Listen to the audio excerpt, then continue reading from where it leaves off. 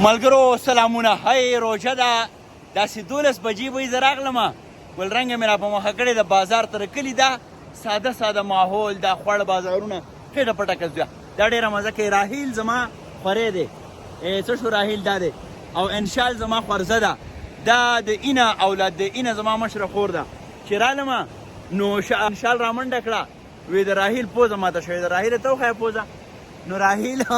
پوزه وینې شوې وه، نو بیا مې ټیشو را پیدا کړو، د ده پوزه مې بلها کار روزګار اوس مې روان کړی دی دې خوړ ته، درته ما چې دا پوزه درله ووینځم. ګلرنګې څه کسب دې شروع کړی دی؟ ګټې رالې، راځه راحیله راپاسه چې لاړ شو کته خوړ ته، ها چې پوزه درله. ای های دا هسې په دې وایم ملګرو، دا انشال چې ده دا ماشومه ده، دا د خپل رور سکول ته بوزي راولي که نه، دا راحیل زویه ته ونه شي صبر ورېږه زویه. دا ما ته هغه وخت رایاد شو، زما خور اوس بیماره ده، خدای پاک دې ښه کړي، نوشین بیبي، او د هغې بلډ کینسر ډایګنوز شوی و، بیا بون میرو ټرانسپلانټ و، ډېره تکلیف شوه. زړوکی ښه سومه، د دې انشال نه به لږ غټ ومه، نو هغه به ما سره سکول ته تله. زمونږ کور چونکې هغه بره دی، هغه چې دا ونې منې ښکاري د ګلرنګې د سر سره، نو د هغه کور نه به زه یوازې نه شوم راتلی. نو زما والد صاحب کیا وی چې د هلک یوازې نه شي تلی، په لاره به ورغړي، ځای لرې دی، نو ما سره یې نوشین سکول ته کېنوله. نو هغه نوشین دی خدای پاک ژوندی لري، ما د هغې په زور باندې دا سبق ویلی دی. ګورې ښه د خور په زور مې سبق ویلی، زوی ته دغلته کښېنه، ښه ورېږه زوی دا بوټی سیخول کوي، دې نه دی لږه لرې کښېنومه، یا الله تعالی یو مصیبت خو نه دی. نو خبره مې دا کوله چې دا یو ډېر خوږ احساس دا ګورې انشاءالله لګیا ده خپل هغه ورور له پوزه وینځي، دا هغه احساس دی چې ما ته زما هغه ماشومتوب راياد کړو. ګلرنګې ته دغلته کښېنه ښه، چې په دې وخت کې دا راحیل به سبا راغټېږي، د ده نه به افسر افغان جوړېږي یا بل داسې لوی شاهکار، خو د ده نه به دا نه هېرېږي چې زما خور زه راوستی وم او زما خور دلته ماله مخ لاس کول، زما پوزه ماته شوې وه. زه ډېر دعاګو یم خپل د هغه خور دپاره، نوشین دپاره، او د دعا سره سره دوا هم کومه، منډې هم وهمه. اوس یو 3 ورځې مخکې روژه کې فرنډۍ ته خوالم تللی وم، زه راځم هم، نو هغه بیماره شوې ده، ډېره کمزورې شوې ده، او تاسو ته پته یې بلډ کینسر خو ډېر خطرناک چیز دی. خو به هر حال اوس شکر دی ریکور د برون میرو ټرانسپلانټ شوی دی. لکه زویه ګلرنګه راټینګوئ دا اوبو ته راله. نو دا پیغام مې صرف په دې راکوو چې یو خو د خپلو خویندو سره یو ډېر ښه سلوک پکار دی، ځان به په دې باندې کمزوری نه ښکاره کوو چې ښه زه به اوس د خور سره ناست یم، یا خور به ما سره سکول ته ځي، یا به خور په ما باندې سبق وایي. زه دا ډېر په دعوې سره وایم چې که نن زه افسر افغان یم او دنیا مې لږ ډېر پیژني او داسې بې تکلفه بلاګز ویډیوګانې دنیا کې ګرځو، نو په هغې کې زما د هغه خور چې هغه په هغه وخت کې د انشال نه یا لویه وه یا به لویه به وه، داسې ماته ښکاري، وړه خو به نه وه، نو هغې به ما سره ډېره تکړه وه، سکول ته به تله، ما ته به یې وی باچا یېرېږه به رچانه نو، او که چا به راته څه وي نو زما نه مخکې به ورته زما دا خور رسېدلې وه او مری نه به یې رانیولی و، نو یعنې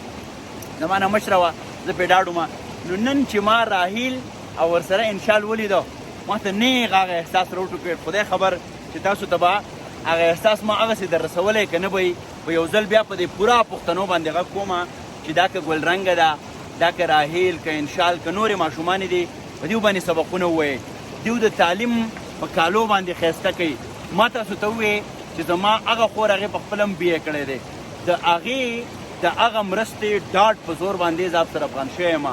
نو اوس د هغې بچي دي، اصفهان دی، نجمان ده، هوره ده، ویکي ده، هغو هم اوس لګېره ډېر قابلان دي، تکړه دي، ځکه چې مور یې تکړه وه. نو که مور تکړه شي نو دا به تکړه بچي وروزي وپالي. نو تعلیم ډېر مهم توکی دی، او هم د سپین تعلیم یافته شي، هم د تور تعلیم یافته شي. تعلیم په جنۍ وکړئ چې ټول کور تعلیم یافته شي. زه د راحیل نه تپوس کومه، راحیله زویه پوزه دې ولې ماته شوې وه؟ اوس ښه شوه، برابر شوې، انشال سره وې، یوازې یېرېږي چې راځې د کور نه یېرېږي، تکړه یې که نه، او چې انشال د سره نه نو بیا هم نه یېرېږي. انشاله زویه ته سویم کې اوسه کلاس 4 کې زویه کې بی، او سویمه پورې به سبق وایي، بیا به علم لځې، نو بیا به علم کې قرآن به وې، په علم به زویه ګورې خود داسې علم وکړې که نه چې قرآن باندې سم ځان په بنیادي توګه پویه کړي، صرف ناظره نه چې ته ناظرې ووایې، ناظرې سره سره د قرآن په تفسیر باندې په بنیاد باندې دا د چا وی چې علم لبځې پلار دی وی که مور ستا خپل هم شوق دی علم سره شابه زویا علم به کې سبق به وی او که دا پنځم او شپږم او لسم او دولسم او شپاړسم سره کېږي که نه دا به هم کې ښه زویا ژوندی راته اوسې تکړه اوسې او راهیل تکړه دی که نه سبق وایي شابه سي او روژه دی ده که نه روژه خو دې نشته که نه زویا روژې ونه نڅېدې عمر کې ښه نانې به اوس اخلو بره ښه ګلرنګې ته نانې اخلې نانې اخلې نانې دله واخلمه یاره ملګرو ناڅاپي مې څه غویمه را جوړه کړه په هر حال دا واړه هم خوشحاله شو زه هم خوشحاله شوم زه بازار ته ځان له خپل څه په غرض راوتی وم خو دلته مې پکې د راهیل دا سانحه ولیده او آخري پیغام به مې دا وي چې یو خو دا خوړ دا پاک ساتئ دې ته د ګټرو دا لاینز یا د واشروم دا لاینز مه راولئ دا رڼې اوبه دي هغه سړي خبره په دې اوبو کې سړي ته خپل مخ کاري خو دا کله کله د خپلې بیلمۍ په وجه موږ په دې کې پلوشن خور کړو دا موږ ګنده کړو دا ماحول پاک ساتئ دا چاپېرچل پاک ساتئ دا ګورئ ورېږه زه بره خېجم دا زمونږ غرونه وطنونه دا ټول پاک ساتئ